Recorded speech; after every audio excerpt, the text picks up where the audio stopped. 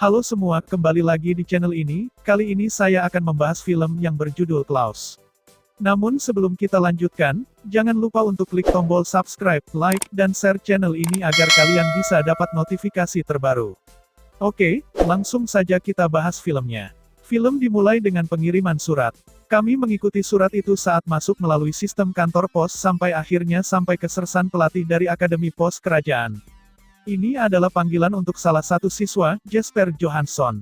Ayah Jesper adalah kepala akademi dan telah mendaftarkan Jesper dengan harapan bisa mengajarinya tentang tanggung jawab. Jesper, bagaimanapun, adalah anak nakal yang egois dan lebih suka menghabiskan waktunya dengan bersantai di tendanya yang mewah. Kinerja keseluruhan Jesper dianggap sangat buruk oleh sersan pelatih, dia benar-benar ceroboh dalam mengirim surat. Ayahnya menyimpulkan bahwa Jesper melakukan ini dengan sengaja karena dia menginginkan hukuman yang berbeda. Jadi dia mengumumkan bahwa Jesper secara resmi menjadi tukang pos dan akan ditempatkan di kota kecil bernama Smirensburg. Dia juga memberinya ultimatum, mengirimkan 6.000 surat dalam setahun, atau dia akan disingkirkan dari keluarga. Smirensburg sangat kelabu dan dingin. Ketika Jesper tiba, tukang perahu sarkastik Mogens menyuruhnya membunyikan bel di alun-alun kota sehingga dia bisa menerima penyambutan.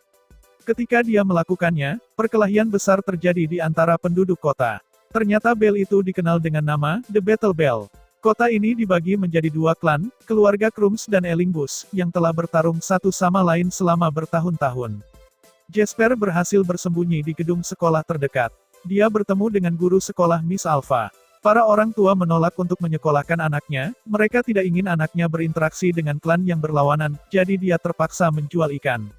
Dia telah menabung penghasilannya sehingga dia akhirnya dapat meninggalkan Smirensburg. Tukang perahu menemukan Jesper dan membawanya ke rumah barunya, kantor pos yang rusak penuh salju dan ayam. Seorang anak laki-laki yang naik eretan di dekatnya melempar bola salju ke arah Jesper dan menyebutnya pecundang. Keesokan paginya, Jesper keluar untuk mengumpulkan surat tetapi tidak menemukannya.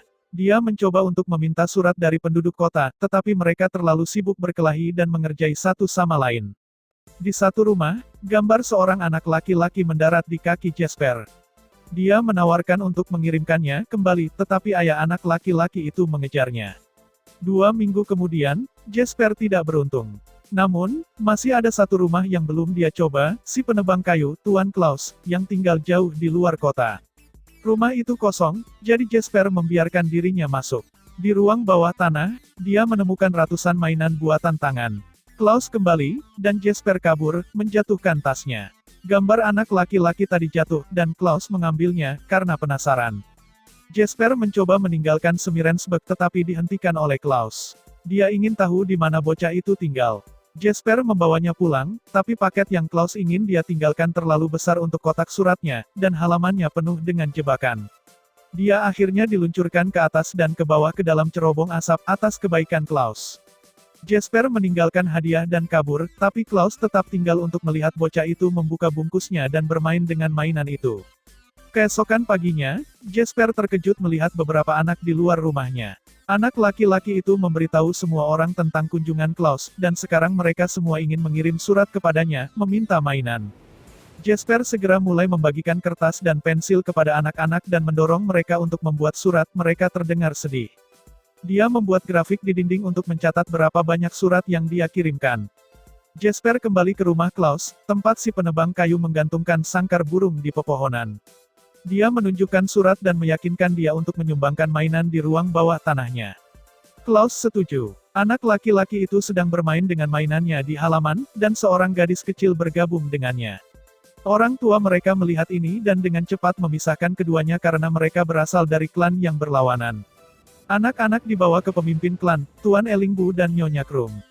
Mereka diberitahu bahwa klan tidak dimaksudkan untuk berbaur, dan alasan mereka terus berkelahi satu sama lain adalah karena tradisi. Anak-anak berjanji bahwa itu tidak akan terjadi lagi, tetapi Nyonya Krum waspada. Kabar mulai tersebar di antara anak-anak tentang Tuan Klaus dan bagaimana dia turun dari cerobong asap di malam hari dan meninggalkan mainan, dan bahwa dia suka kue. Pada kenyataannya, Jesper lah yang mengirimkan hadiah sementara Klaus ikut serta. Di kantor pos, seorang gadis Sami bernama Margo mencoba meminta hadiah, tetapi karena dia tidak bisa berbahasa Inggris, Jesper mengabaikannya. Beberapa anak mengatakan kepadanya bahwa mereka tidak tahu cara menulis, jadi dia memutuskan untuk mengirim mereka ke Alpha, karena dia adalah guru sekolah. Alpha, bagaimanapun, tidak senang dengan perkembangan baru ini karena dia hampir bisa pergi. Anak-anak bersikeras belajar bagaimana menulis nama mereka, jadi dia mulai mengambil uang dari tabungannya untuk perlengkapan sekolah.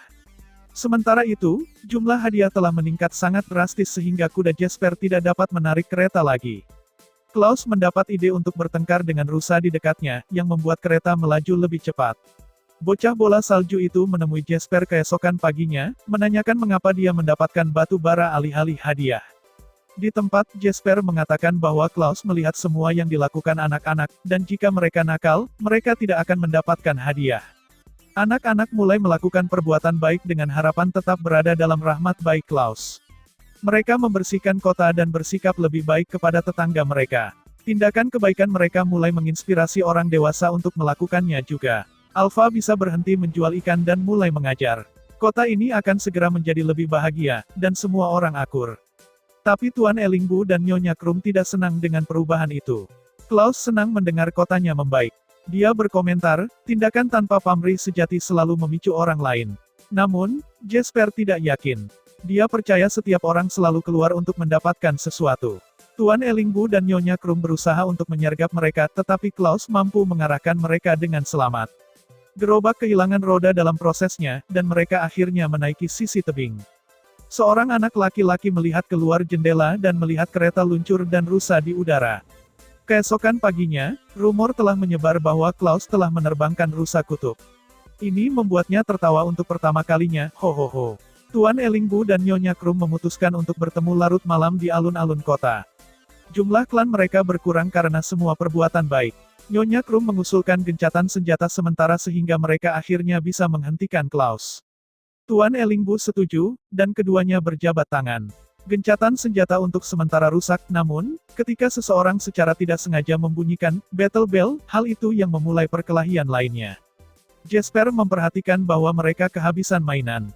Dia mendapat ide untuk melakukan pengiriman besar pada hari Natal, dan Klaus dapat menghasilkan lebih banyak. Dalam kegembiraannya, ia tanpa sengaja menemukan rak dekoratif milik tukang kayu, seorang wanita muda istrinya, dan beberapa lubang kosong. Klaus dengan marah memerintahkan Jesper pergi. Jesper kembali ke kantor pos dan menemukan Margo menunggunya. Dia akhirnya membawanya ke Alpha sehingga mereka dapat menulis suratnya kepada Klaus dalam bahasa Inggris. Mereka membawa hadiah ke desa Margo, hanya sedikit di luar kota, dan meninggalkannya di luar tendanya.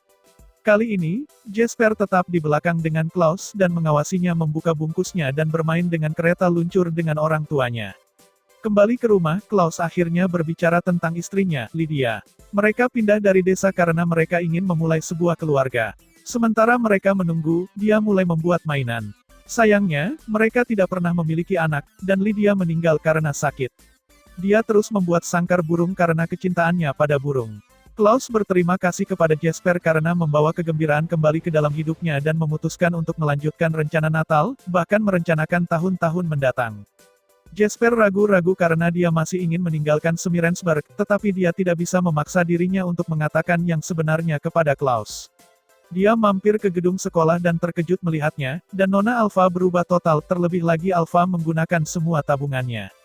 Dia membawakannya alun-alun kota yang telah sepenuhnya didekorasi untuk Natal dan semua penduduk kota berbaur satu sama lain. Malam Natal telah tiba. Desa Sami telah merombak kereta luncur Klaus dan memberi Klaus baju merah baru. Suasana hati yang baik rusak saat ayah Jesper tiba. Tuan Ellingbu dan Nyonya Krum mengundangnya karena lebih dari 14.000 surat telah dikirimkan. Karena dia menunda kesepakatannya, dia bisa pulang sekarang. Klaus dan Alpha kecewa mengetahui tentang niat Jesper yang sebenarnya. Di dermaga, Morgens memberitahu ayah Jesper bahwa putranya adalah tukang pos pertama yang meninggalkan Smirensburg dengan tidak bahagia. Margo datang terlambat, tapi ternyata Jesper tidak berangkat dengan kapal. Dia mengatakan yang sebenarnya kepada ayahnya dan diizinkan untuk tinggal. Nyonya Ellingbu bersikeras bahwa kota ini akan selalu menyedihkan selama mereka memegang kendali. Tetap saja, Jesper tidak setuju, tindakan niat baik yang sejati selalu memicu niat baik yang lain. Pagi hari Natal tiba, dan anak-anak dengan bersemangat membuka hadiah mereka. Di bukit terdekat, Jesper dan Klaus duduk dan mendengarkan. Kehidupan terus membaik di Smirensburg. Pumpkin dan Olaf menikah, yang membuat Tuan Krum dan Nyonya Elingbu menjadi ipar. Jesper dan Alpha menikah dan kemudian memiliki 2 anak. Operasi Klaus saat ini terus berkembang lebih besar dan lebih jauh. Jesper dan Klaus tetap berteman sampai 12 tahun kemudian ketika Klaus menghilang bersama istrinya. Dalam epilog, Jesper mencium anak-anaknya dan Alpha mengucapkan selamat malam dan duduk di depan perapian di dekat pohon Natal. Dia mendengar suara lonceng giring dan senyuman, siap untuk melihat teman lamanya lagi.